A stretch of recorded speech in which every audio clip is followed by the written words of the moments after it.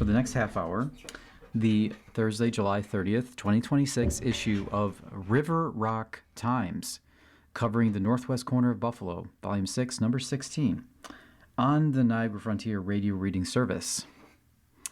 Sidewalk Food Club opens on Niagara Street by Amber Healy. For anyone in Black Rock and Riverside who wish for a community-based dining experience like Food Truck Tuesdays in Larkinville, your wish is granted. Thanks to Kevin and Stephanie Lynn, former operators of Sun Cuisine at 1989 Niagara Street, there's a new rodeo in town. With great fanfare and a hungry crowd, the Sidewalk Food Club hosted its inaugural dinner on July 22nd, with 4 trucks in the former Sun Cuisine parking lot and a pop-up Puerto Rican restaurant taking over the inside.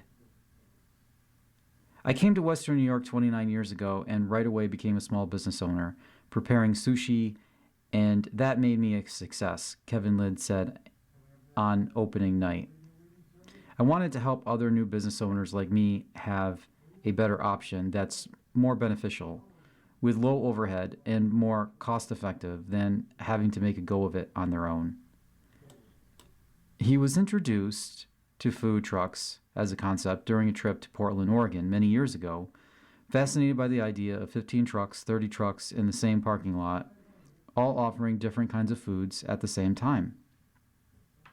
It's a win-win situation with benefits for the customer. He's been working toward the idea of the Sidewalk Food Club for a few years, but now that he's ostensibly retired to some degree, he's had the time to make his dream a reality. There will eventually be a permanent vendor inside the restaurant, but right now Lynn is focused on offering a variety of trucks in the parking lot every night of the week. Wednesday night is the main event of the week, when Lynn says there will be an event each week during the summer. There will be a DJ setup, playing music and providing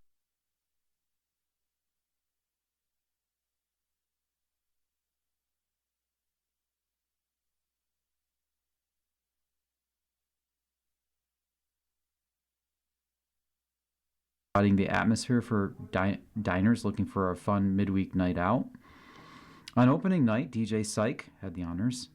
DJ Cutler had the stage July 29th, with DJ Chango following up on August 5th, and DJ Auntie K rounding out the initial lineup on August 12th. As for the food options, the first group includes Sunroll, Zin's Kitchen, offering Thai food, Minio and Sapio Street Eats, G&T Tasty Wheels with Asian and American food options, and Migdalia's Cuisine in the restaurant offering Puerto Rican specialties. There's also one more spot opening in the parking lot should any budding restaurateur want to join the group. The Sidewalk Food Club is not just one night a week, however. The trucks are open and serving Monday along with Wednesday through Saturday from noon until 9 p.m. Tuesday and Sundays, the trucks are open from 4 to 9 p.m. Seamus Gallivan, an early supporter of the Sidewalk Food Club, knows a few things about creating a community event. An organizer behind the Buffalo Slow Roll cycling events and one of the co-founders of Food Truck Tuesdays in Larkinville, he ordered a sushi roll from one of the trucks Wednesday night and has long been a customer of Lynn's at Sun.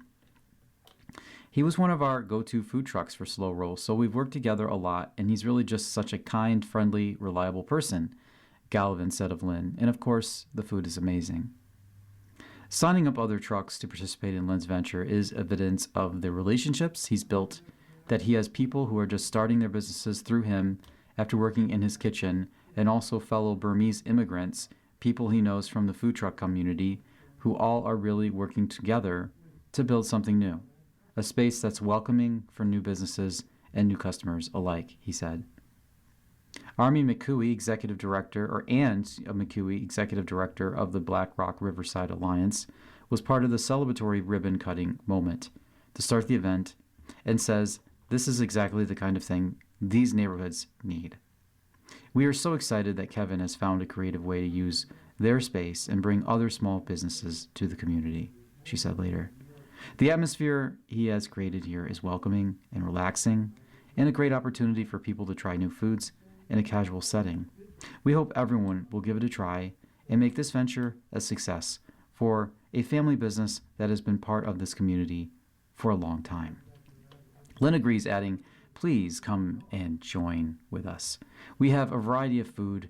We have been inside, and we love our neighbors. We want to take care of you with affordable food, all kinds, made fresh." More information on the Sidewalk Food Club, including a list of participating food trucks, can be found on https://www.instagram.com/sidewalkfoodclub_Buffalo/.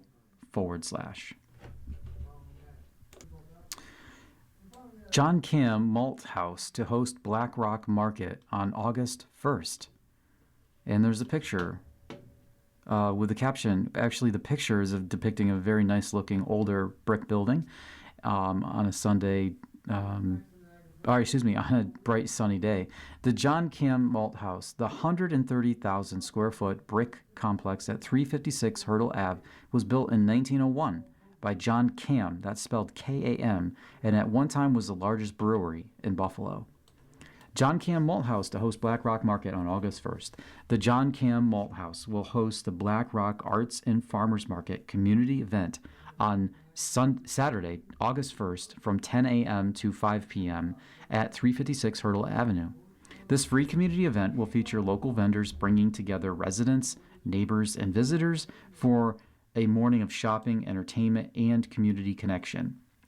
The event is designed to strengthen relationships among the community while welcoming prospective tenants to experience the unique atmosphere of the John Cam Malt House.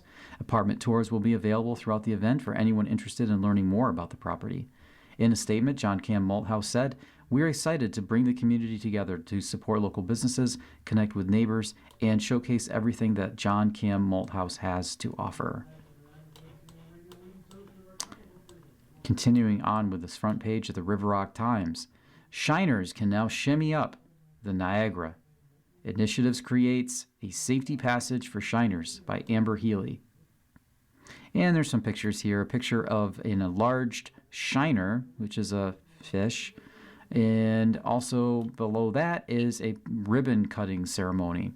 Innovative fish passage completed. Here is the caption for these images.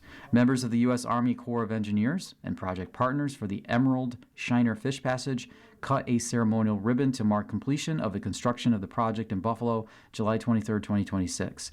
With funding from the U.S. Environmental Protection Agency's Great Lakes Restoration Initiative, the Corps of Engineers used innovative design and construction methods to create a swimmable fish passage in the Niagara River for Emerald Shiner, supporting the Great Lakes ecosystem and economy.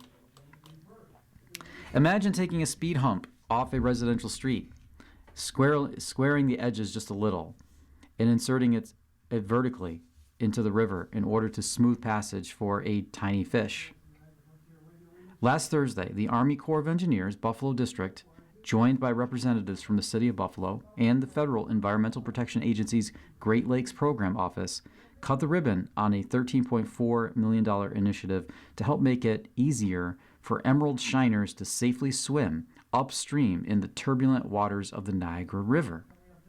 To do this, they installed baffles, trapezoidal structures along the metal seawall on the outer edge of the Freedom Park, helping the small fish successfully migrate from their spawning ground to their natural habitat without having to fight the current. The project was funded by the EPA because the shiner is a vitally important food source for many common and rare birds who call the Niagara River home throughout the year. That includes some birds found here only in the winter, as they can find food here because the river's current prevents solid ice from forming. The baffles are part of a larger $5.1 billion Great Lakes recreational fishery initiative and is part of a greater effort to bring the Niagara River off the list of areas of concern on the Great Lakes. This passageway is the completion of a project that began several years ago, with the first demonstration project installed in 2002, says Avery Schneider, a spokesperson for the Army Corps. That initial test was a smaller scale in length. We did 78 feet of the seawall, where we put in a handful of these baffles to test it, and a way to say we've searched this, we've modeled the solution, we built the baffles, now we're going to install them and see if it really works. When we did that in 2022, the results were instantly successful. Before the baffles were installed, underwater cameras were showing 4 or 5 fish passing through at any given time. After we did that 78-foot demonstration project, there were too many to count. It was just masses of shiner, he said. The main goals of the initiative were to design a structure that could withstand the harsh conditions in the Niagara River in slow water enough to allow the fish to swim safely through at higher numbers. All indications and evidence to date have determined this project is a massive success. Smooth walls meant speedy water flow. If you go back in history, before the park and that island was built out, the shoreline of the Niagara River was rocks, and the natural shoreline kind of slowed down the velocity of the river, Schneider said. When you put a flat seawall like the one there at Freedom Park, it speeds everything up. That's what the issue is here. The man-made impact sped up the river to a velocity that's faster than what the shiner can swim against. The shiners need 0.6 meters per second or less of water speed to be able to swim upstream. Downstream is where they spawn, and they need to go upstream to live their lives and spawn again. The baffles, he said, take the length of the shoreline now covered in metal seawall and create a passage for easier transportation. Think of it as a carpool lane on a highway, but for tiny fish. The benefit isn't just for the fish, however. The bigger impact is that the shiner is the base of the Great Lakes ecosystem. What we were seeing prior to this research and then as part of the research is more than just the shiner populations were crashing. Bird and other fish populations were crashing because these are the animals that feed off the shiners, Schneider said. This includes walleye, a popular fish in Lake Erie, and the common tern, which we've been saying is not so common after all because it's a state-listed rare bird species. Now that we put in this system, we're already seeing the common tern back and hunting along the Freedom Park and the Niagara River. That means there could be a boost to tourism, both among bird watchers who come to Buffalo in the middle of winter for birds on the Niagara to see those migratory birds who make the river their home in the coldest months, and for fishers who enjoy a day out on Lake Erie. Shoring up more than shorelines. If it seems a little odd for the Army Corps, usually associated with infrastructure projects and other marine-based efforts like the dredging currently happening in the Buffalo Harbor, it's all part of the organization's larger environmentally focused responsibilities. This was a project we did for the EPA, and it was funded by the Great Lakes Restorative Initiative. The total $13.1 million that went into the project came from that initiative. Under the EPA, the Niagara River is listed as an area of concern, and that means a lot of things, but within the area of concern are beneficial use of impairments. For this, there was a loss of fish and wildlife habitat beneficial use impairment. So improving the passage of the shiner helps them meet objectives that address the loss of fish and wildlife habitat, he says. When you look at the bigger impact, and this is something that we love to see in the Corps of Engineers, because a lot of our work doesn't just feed the ecosystem and the ecology of things, it can feed the economy. There's an estimated output of about $5.1 billion in recreational fishing alone, he adds. The baffles designed and installed here could have an even greater impact as they could potentially help solve similar problems in other waterways where high-speed currents are troublesome for other fish, along with the structures they designed to install them. We worked with a contractor named Bidco Marine Group, based in Buffalo, because they know the Niagara can be very dangerous because of the high currents, so they had to come up with a way to do the work. They built a custom guiding cage, almost similar to a shark cage, to figure out a safe way to install the baffles, he says. The Army Corps also worked with students from both the State University of New York at Buffalo and SUNY Buffalo State on the project, especially in the design and testing phases in the initiative's early days. You are listening to a reading of articles and features from the River Rock Times on the Niagara Frontier Radio Reading Service. Red Cross issues rare crisis call for donors as summer blood shortage intensifies. For only the second time in history, the American Red Cross has declared a national blood crisis, and patients may already be feeling the impact. Donors are asked by the Red Cross to act immediately to help save lives.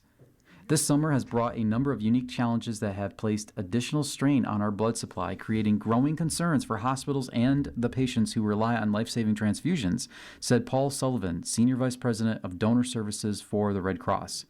If just 3 more donors gave at each blood drive this summer, we could help the blood supply rebound and ensure hospitals have the blood products they need throughout the remainder of the season.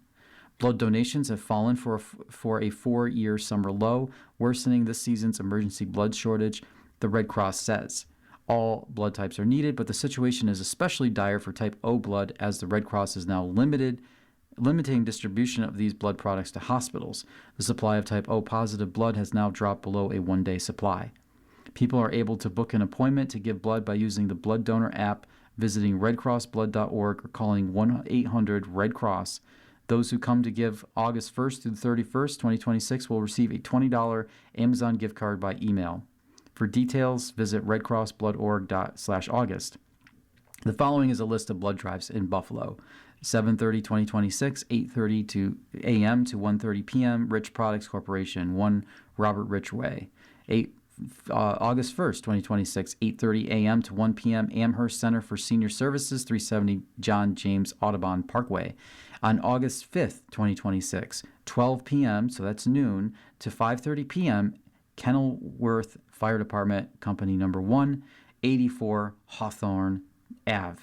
On August 7th, 2026, it's 12 noon to 5 p.m., St. Joseph's University Parish, 3269 Main Street. On August 8th, 2026, it's 8 a.m. to 1 p.m. at St. Gregory the Great, 200 St. Gregory Court. On August 11th, 2026, 12 p.m. to 5 p.m., Western New York Chapter, 786 Delaware Ave.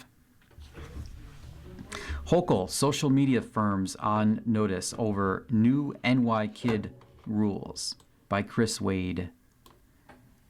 New York Governor Kathy Hochul is putting social media companies on notice that new regulations limiting teen access to addictive features on their platforms are now in effect.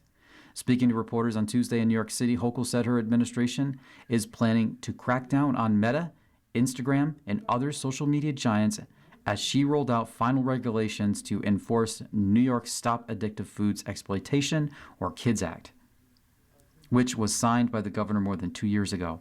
The law prohibits social media platforms from providing addictive algorithmic feeds to users under 18 without parental consent. It also bans companies from sending notifications to minors between midnight and 6 a.m. without parental consent. Social media companies, you're now on notice, Hochul said in remarks Tuesday. The regulations are done. You have 180 days to come into compliance. Hochul was joined by Attorney General Letitia James, who said her office is getting ready to enforce the new rules to keep kids safe online. These rules set standards for age verification and parental control to ensure tech companies are doing their part to keep kids safe on their platforms. Common Sense Media founder and CEO Jim Steyer was among those who praised the new regulations to implement and enforce the SAVE Act, saying they have the potential to be transformative steps towards protecting children from the addictive design features of social media. New York is setting a national standard for protecting kids online by focusing on curbing addictive social media feeds and limiting late-night notifications that disrupt children's sleep and well-being. There is more work to do to protect kids from the rise of AI and social media, but this law and its final rules are groundbreaking. Mothers Against Media Addiction founder and executive director Julia Scelfo called the new law the strongest in the nation to protect children online by ensuring they are not exposed to the addictive algorithms running rampant on social media platforms. These new rules are an important and essential step in the enforcement of this landmark legislation and provide a pathway for other states to follow, she said in a statement. Social media companies are increasingly being blamed for the rising rates of depression, suicidality, and other mental health issues among youth nationally. Algorithmic feeds and nighttime notifications are tied to depression, anxiety, eating and sleep disorders, and other mental health issues among children and teenagers, recent studies have found. In response, Congress, the states, and local governments are increasingly considering legislation and legal action to crack down on social media use. New York is among a handful of states, including Minnesota, Texas, and Colorado, to use social media warning labels as a way to wean youth off the websites and improve mental health. Today, we're sending a clear message. Our kids' mental health isn't for sale, Hochul said. We promise action, and the Safe Kids Act is delivering by ensuring that any platform that targets our children with addictive feeds will face legal consequences. Instead of clicking and scrolling, our kids will be learning and growing. Perspectives. Poll. New York voters opposed to radical climate policies by Chris Wade. New Yorkers overwhelmingly oppose climate change and clean energy policies that would drive up the state's already high energy costs, according to a new poll. The Empire Center for Public Policy's report released Wednesday found that only 24% of respondents prioritize reducing greenhouse gas emissions over lower energy prices, while a combined majority of 66% either want lower prices outright or support emissions reductions only if they don't lead to spikes in energy prices. New Yorkers don't want climate policies that drive up energy prices, said Sylvanus Salinas, president of the Empire Center. Yet since the 2019 Climate Act, Albany has let a small minority set energy policy while ignoring the majority who simply want affordable energy. At least 63% of respondents said they oppose home heating electrification, compared with 30% who support it. Opposition exceeds support across most demographic groups, according to the poll. New York is also among a small handful of states, including California and Washington, seeking to restrict new natural gas hookups and pipelines as part of the climate change policies. That move has drawn a lawsuit from construction and trade groups who claim it conflicts with federal regulations and will drive up costs for businesses and energy consumers. Meanwhile, more than 60% of those surveyed said they oppose allowing individuals to sue oil companies for their contribution to climate change, while only 21% support such lawsuits. Tom Stebbins, executive director of the Lawsuit Reform Alliance of New York, said, "The poll's findings show that New Yorkers recognize that lawsuits aren't the way to tackle high energy costs or climate change. Climate lawsuits are a PR stunt for headline-hunting politicians and a profiteering scheme for their billboard lawyer allies. That's it," Stebbins said. "The people know better. They want real solutions, not endless litigation." The poll also gauged public opinion about Governor Kathy Hochul's push to ban data centers and powerful artificial intelligence platforms. While New Yorkers are concerned about data centers' impact on energy prices, only 1/3 support a blanket ban. A majority said data centers should build new power sources to prevent higher costs for New Yorkers, pollsters found. To be sure, the poll of 600 likely voters was conducted from July 6th through 8th, about 2 weeks before Hochul announced her first-in-the-nation temporary ban on data centers in response to energy costs and the impact on the regional electric grid. Lawmakers have also approved legislation setting a temporary ban. New Yorkers suggested a better policy solution: let data centers build their own power sources. Than a temporary ban that came out of Albany, said Salinas. Rather than banning data centers, Albany needs to remove restrictions on building more power plants. Data centers or no data centers, producing cheap power is the way to lower prices. Who is really playing video games in the U.S.? If you close your eyes and imagine someone playing video games, a specific picture may enter your mind. But who actually plays video games is constantly evolving, with the number of players increasing every year. Video game players may not be who you think, according to the 2026 report from the Entertainment Software Association. They may be your grandmother, your sister, your dad, or anyone. The fact is, playing a video game is more popular than ever. More than 2/3 of Americans, 67%, play at least 1 hour each week. The number of Americans who play video games every week totals 212.3 million. Here's who is playing and the benefits they see in video games. Video games aren't just for kids. While over 80% of Gen Alpha, ages 5 through 13, and Gen Z, ages 14 through 29, play video games, a majority of adults are powering up as well.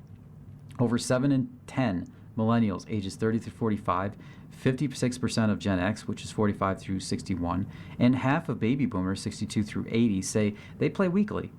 Every 32% of the silent generation, ages 81 through 90, are joining in on the fun. To put this further into perspective, half of the people who play video games in the U.S. are 35 or older. Do as many women play video games as men? Contrary to popular belief, playing video games is split fairly equally among men and women, with 53% of men and 46% of women actively playing. Slightly more boys and men play than girls and women across all generations, with one notable exception. 52% of boomer women play video games compared to 47% in that same generation. Playing video games is more popular than ever. More than two-thirds of Americans play at least 1 hour each week. Are the most adult video game players employed? Typical video game players are employed full-time, using games such as one of their leisure activities. In fact, adult players 18 and up are more likely to be employed full-time or to have children when compared to the general U.S. population. The survey also found that players spend roughly 20% of their weekly screen time playing games, with most gameplay occurring in the evening or later, skewing highest on weekends. Continuing with perspectives, Quinn's Simple Scenes, Snake Story by Rix Quinn. This is an odd story, and lots of it is true. I made up a couple parts because I forgot. I was on a long walk when I passed a home with a for sale sign. It was an open house day, and the realtor was opening the door. Mind if I have a look? I asked. My cousin's being transferred here, and this size house is ideal. The realtor, introducing himself as Dan, invited me in. The house was was near perfect. Bedrooms the right size, a large den, and a great updated kitchen. The price is reasonable, I said. How long has it been on the market? 8 months, he said, because it's got one small problem. There's a snake loose inside it. I don't think it's dangerous. It's a garter snake, but it's a big one, about 2 feet long. The previous owner tells me it catches earthworms and even trout. Since I'm a sales guy, I started thinking how I could help Dan. Could I learn more about garter snake society? That's hard to find because garter snakes cannot write. But these reptiles do form social groups. If separated from their friends and placed with unfamiliar garter snakes, they will return to their original buddies. I went to the pet store and I bought another garter snake. The next night, I gave it to the realtor. He put it in a cage in the living room, along with some bites of trout. We would catch the escapee by either food or potential for a social life. Sure enough, the next morning, Dan found 2 snakes in the cage, which convinced me that most garter snakes won't venture out if tempted by trout.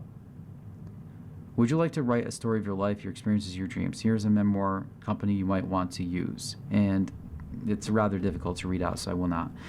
Editorial: if you build it, budget it. The transformation of Ralph C. Wilson Centennial Park promises to be one of Buffalo's greatest civic achievements. With more than $200 million invested through the generosity of the Ralph C. Wilson Jr. Foundation, state funding, and other public and private partners, the project will create a spectacular waterfront destination that residents and visitors can enjoy for generations. It is exactly the kind of bold investment you can reshape a city and improve quality of life. Yet, the discussion surrounding Centennial Park also highlights an important lesson that should be a guide to every major public project. Building something extraordinary is only the beginning. Maintaining it is the real challenge. That question deserves as much attention as the construction budget itself. According to the Buffalo Business First, Centennial Park is expected to require roughly $2 million every year to operate and maintain.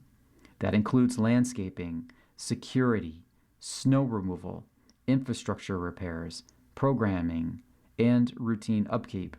The unglamorous but essential work that determines whether a park remains a community treasure or slowly falls into decline.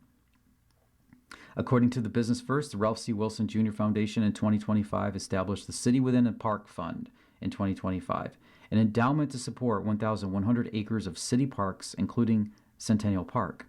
It was seeded with $25 million with a goal of $50 million to support ongoing maintenance of Buffalo parks. The city, for its part, is required to fund the city's overall parks budget at or above the $7.8 million budgeted in 2023 through 2024. What was a bit unsettling was the following from Buffalo Deputy Mayor Maria White in the Business First story. White said the city is working this year to determine budgets by reviewing best practice models for parks and cities of similar populations across the country.